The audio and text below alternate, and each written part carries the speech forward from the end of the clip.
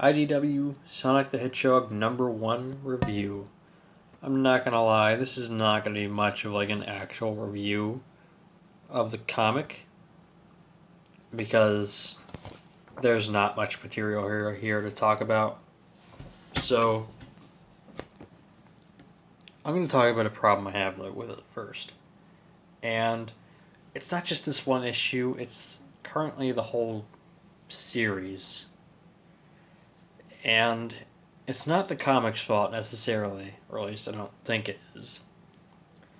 It's a problem that has carried over from Sonic Forces, which is it's putting these characters that have no real reason to be in this kind of like situation.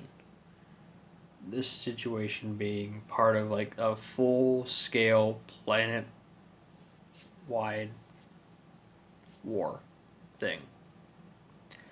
Like, they should not be in this kind of like situation at the current ages that they are. Especially characters like Tails, who is 8, Charmy, who's 6, Amy is like 12. You know, like, I can understand like some of the other characters, like Sonic, he's like 16. Knuckles, I think he's like 17. Vector's like it's either 18 or 20. Or no, I think Vector was 20, and Big was 18. Of course, I really wouldn't want Big to be in that kind of story anyway either, but for different reasons. But for all intents and purposes, like, a lot of the cast are like too young to be like a part of this kind of storyline, and yet they're being thrown into it. And maybe if the writers gave a shit, if like they actually cared enough to like make this interesting and give it conflict. I'm talking about Forces here, not the comic. But if it had like some sort of like conflict about it, just anything to make it more interesting, because like in Forces, like, none of the characters ever really, I mean, like, they say they don't like war. They say like war is hell basically, and stuff like that. But you never really feel it though, you know? You never really feel the impact of the war that they're going through. Like, Tails is said to like have lost it after Sonic got nearly killed in front of him, and he's like 8 years old, and he like goes off on his own and has apparently like lost it. You never feel that. You never see any of that. There's like nothing with that. And then here in the comic, probably gonna be like, there's like one scene where, or it's like one page where he's kind of doubting Sonic's ability here. He's not so sure. Then Sonic like reassures him in like one little text bubble, and then he's all fine again. Like, and like, Tails wants to go with Sonic in this comic, but like then he goes over to like, and he looks at like the city and like how it's like, or the town I guess, and it's how it's destroyed, and he can't because of that. Because this 8-year-old is like, instead of like being able to like have fun and like be able to like go off with his friend, he has to like save a town at like 8 years old.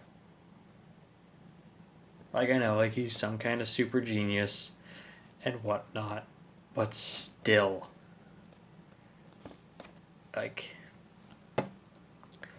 if the characters' ages were bumped up for Forces, I could somewhat forgive it.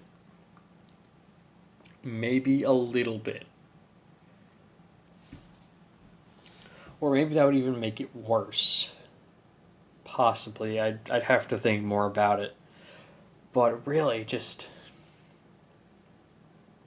God, I hate Forces so much. And now the comic is just gonna have to suffer from this too. Because it wants to be a continuation of Forces. I mean, it's got to deal with all the fucking baggage that Forces had with it. And this isn't a comic for character development or anything like that. This is a character. This is a comic for action and jokes and brief character interaction. No real character development or growth or anything sort of like that. That is not why you would read the IDW comic. If you wanted stuff like that, you would read the Archie book or probably even the Sonic the comic. I've never read that myself, but I'm assuming it has some kind of character development thing that's been going on for so many goddamn years. But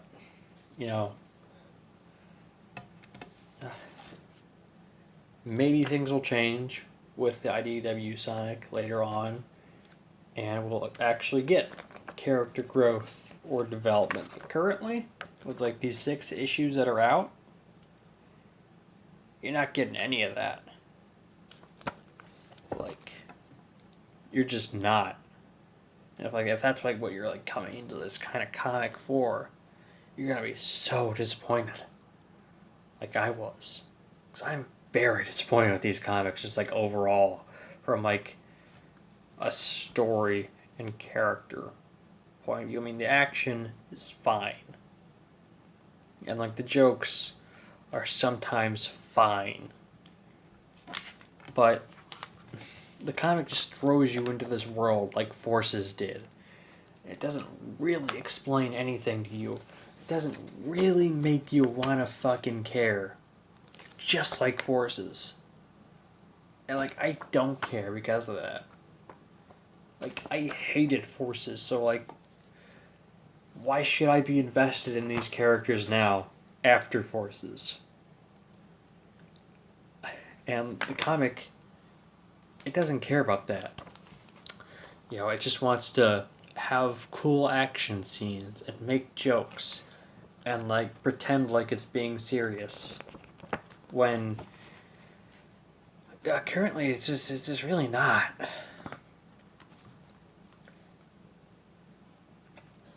So we're about 8 minutes in here now. So I guess let's talk about the actual comic now for this comic review. So, Sonic the Hedgehog #1. Sonic goes to a town and he saves it with the help of Tails. And there's some action, there's some jokes, and there's that those 2 pages of drama that's comes and goes so fast that if you blink you'll fucking miss it. And then there's a little teaser there at the very end, the next issue, the big bad guy who we already know who it is. But there is one thing that kind of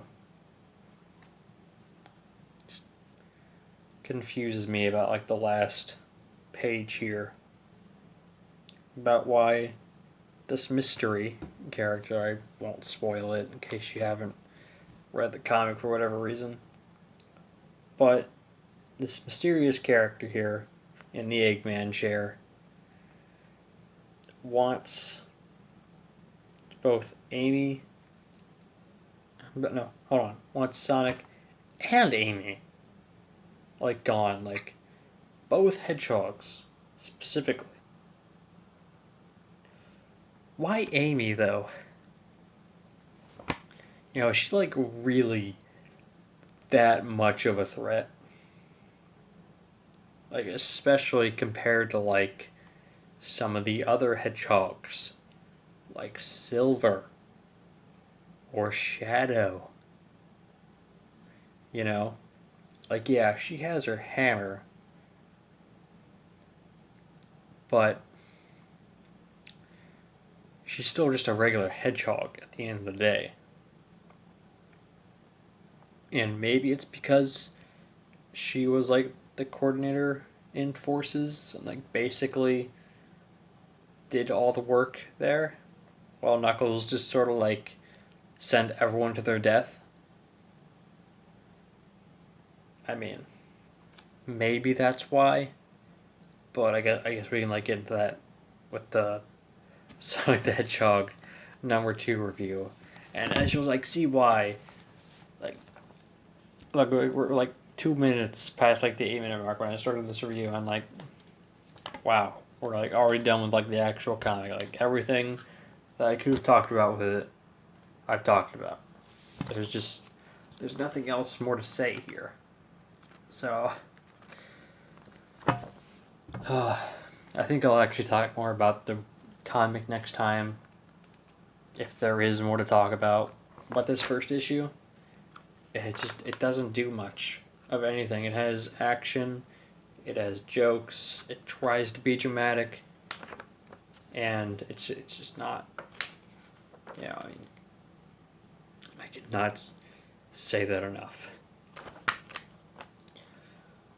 Okay, I'll see you guys for issue #2, and hopefully it'll be a lot shorter than this.